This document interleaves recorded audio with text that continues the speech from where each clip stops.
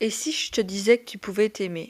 Salut, moi c'est Aurélia et je te présente mon premier podcast. Aujourd'hui, on va parler de la confiance en soi, de l'estime de soi et surtout de comment s'aimer. Je ne suis pas une professionnelle, simplement quelqu'un qui aime le développement personnel, qui apprend de ses erreurs et surtout qui essaye d'aider les autres à trouver les réponses à leurs questions. Donc, bienvenue sur ce podcast. Je voulais simplement aujourd'hui te parler de quelque chose que je trouve très important, c'est de savoir s'aimer.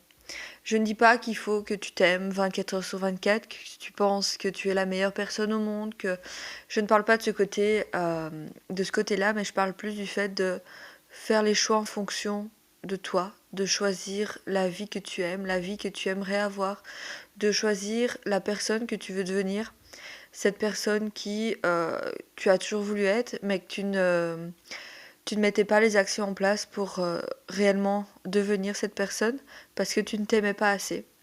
Alors s'aimer, c'est un grand mot. S'aimer, c'est vraiment une belle opportunité pour toi, pour la personne que tu es, parce que c'est compliqué de vivre une vie où tu ne t'aimes pas, où tu te détestes, où chaque jour est un combat perpétuel contre le fait que tu t'aimes ou non. Et si je te disais que en fait t'aimer c'était beaucoup plus facile que tu ne le penses. T'aimer c'est faire des petites choses au quotidien qui te font du bien. Lire un livre, mettre un masque sur ton visage, aller marcher dehors, en forêt, simplement regarder l'épisode de ta série que tu préfères, ou encore tout simplement passer du temps avec ton animal de compagnie, ton chéri, avec ta famille, tes amis, ou simplement avec toi-même. Mais c'est aussi prendre soin de ta santé, bouger, faire du sport, danser, chanter. Euh, Il y a tellement d'activités que tu peux faire pour te mettre à l'honneur, pour t'aimer, pour te chérir et surtout pour avancer vers la personne que tu as toujours voulu être. Il suffit parfois d'un déclic, d'un simple mot d'une personne, d'une simple phrase, d'une citation que tu vois sur internet ou d'un acteur que tu entends à la télé ou simplement d'une réflexion que tu te fais dans ta tête avant de dormir ou pendant la journée ou en regardant un film ou en écoutant mon podcast par exemple. Il y a tellement de choses que tu peux faire réellement. Je ne dis pas ça dans le vent, je ne dis pas ça que ce sera facile, je ne dis pas que ce sera une chose que tu pourras faire aisément, mais je pense que c'est quelque chose qui en vaut la peine. Tu en vaut la peine, alors pourquoi ne pas mettre en place des choses pour t'aimer? Il suffit parfois de simplement le décider. Je sais que c'est compliqué, je sais que par moments, il ne suffira pas du jour au lendemain comme ça, de t'aimer, de t'adorer, de t'idolâtrer, peu importe le terme que tu utiliseras. Mais je pense que on est dans une société où on voit, on ressent énormément de choses, mais on n'en parle pas.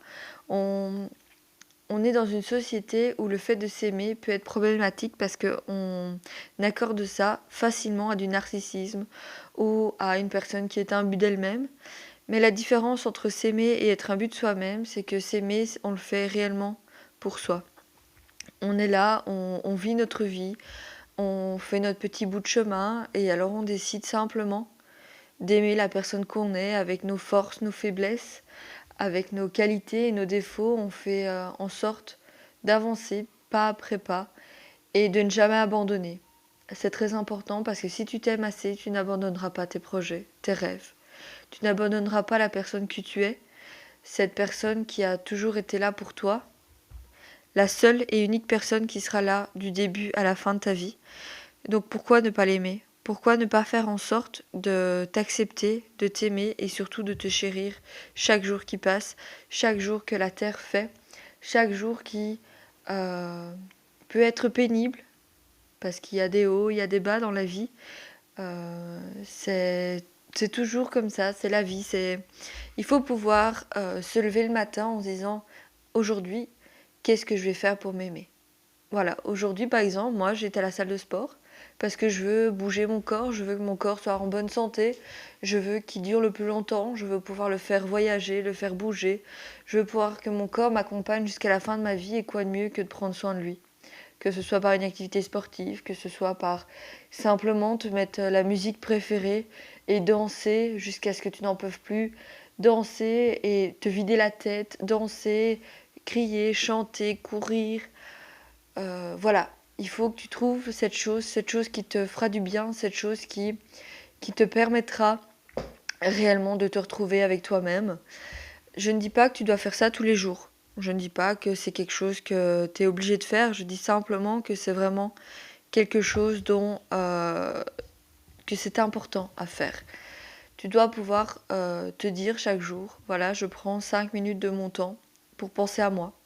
Je prends 1 heure de mon temps pour penser à moi, faire, pour me faire du bien, tout simplement. Il suffit de, par exemple, le soir, tu t'assois avec un thé et un petit bouquin.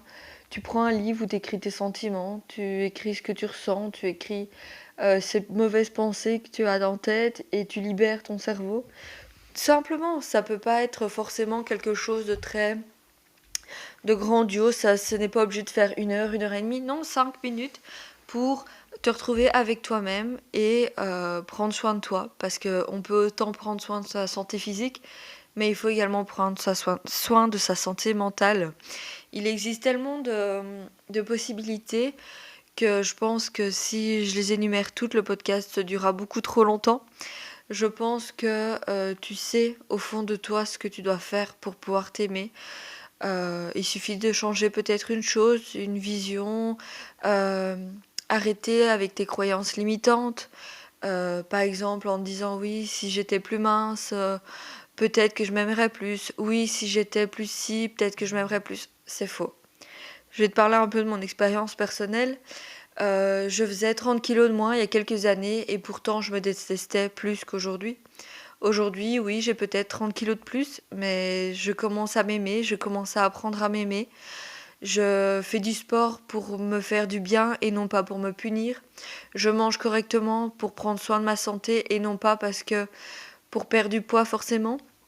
Alors je ne dis pas que je ne serai pas contente à perdre quelques kilos parce que être en surpoids ce n'est pas l'idéal sur le long terme, mais ce n'est pas une priorité pour le moment. Pour le moment, ma priorité c'est réellement d'apprendre à vivre avec la personne que je suis, d'apprendre à être la personne que je suis dans toute ma globalité, avec mes coups de mou, avec mes coups de folie, avec mes envies, avec mes désirs, avec mes rêves, mes objectifs.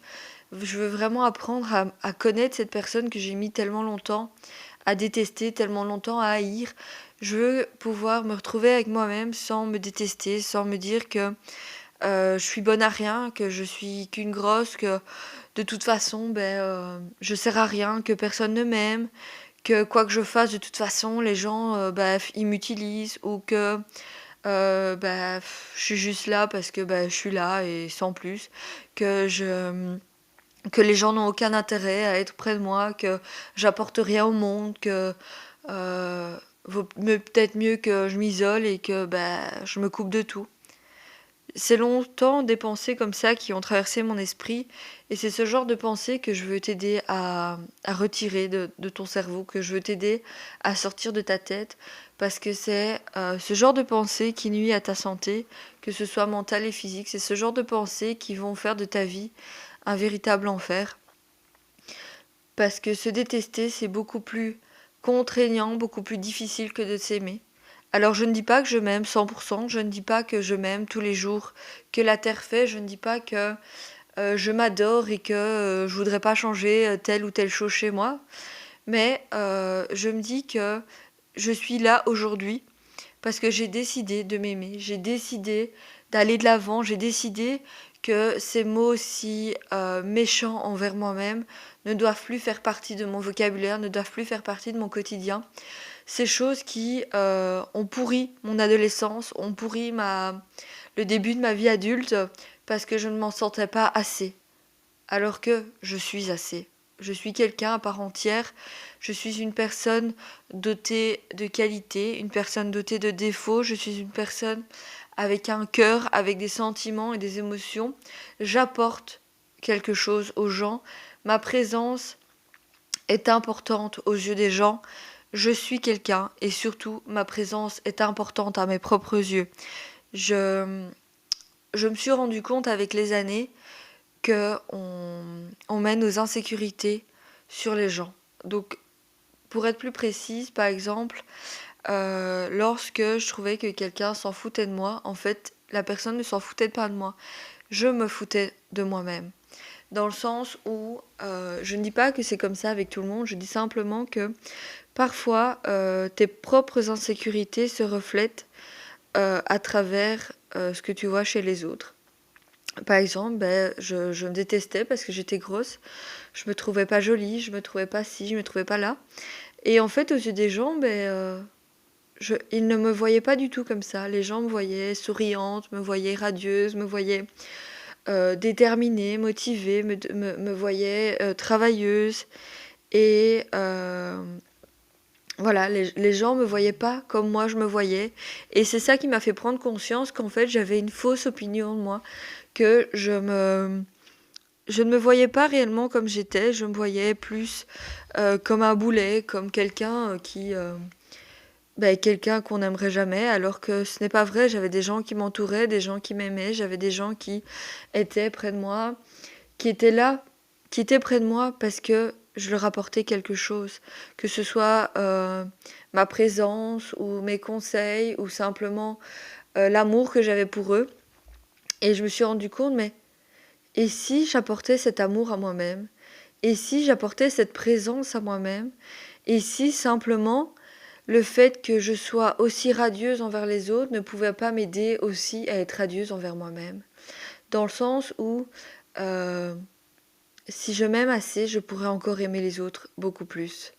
Je sais que c'est un peu cliché comme phrase, qu'on l'entend énormément sur les réseaux, mais beaucoup le disent, il faut pouvoir s'aimer avant d'aimer les autres. Et je pense que ça peut faire sens, ça peut faire écho, parce que tu dois, pour donner l'amour, un amour inconditionnel aux autres, tu dois pouvoir te donner à eux à 100%. Tu dois pouvoir t'ouvrir à eux.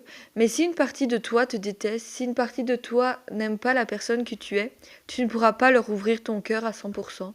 Il y aura toujours cette part de doute, de peur, de crainte de ne pas être assez, de ne pas être assez bien, ou de ne pas faire cela correctement, ou de ne pas être prise pour la personne que tu es réellement. Et je pense que les choses sont assez compliquées dans la vie pour se compliquer encore plus avec ce genre de questionnement. Il faut parfois savoir se détacher de ce que pensent les autres et simplement penser à toi, penser au bien que ça pourrait te faire d'avoir ce soulagement chaque jour, de ne plus avoir ces pensées négatives envers toi-même, mais simplement te dire, cette personne ne m'aime pas, c'est pas grave. Elle ne m'aime pas peut-être parce que on n'a pas les mêmes centres d'intérêt, ou parce que on n'est pas en phase tout simplement, alors que l'autre personne d'à côté m'aime énormément parce qu'il y a quelque chose en moi qui la rassure, ou quelque chose en moi qui lui fait du bien. Et c'est ça que tu dois te dire envers toi-même aussi.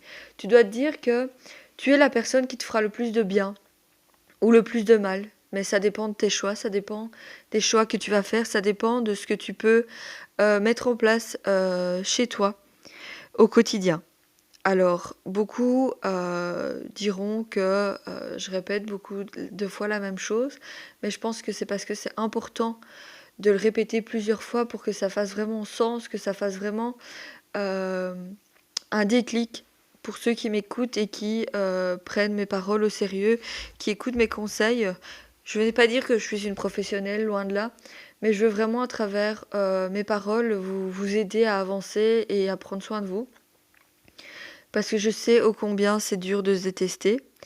Et je veux à travers mes échecs et mes réussites vous aider à traverser tout ça. Alors l'épisode est un peu court parce que c'est mon premier. Et je voulais vraiment vous faire découvrir un peu les choses.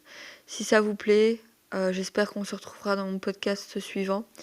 Et surtout, prenez soin de vous.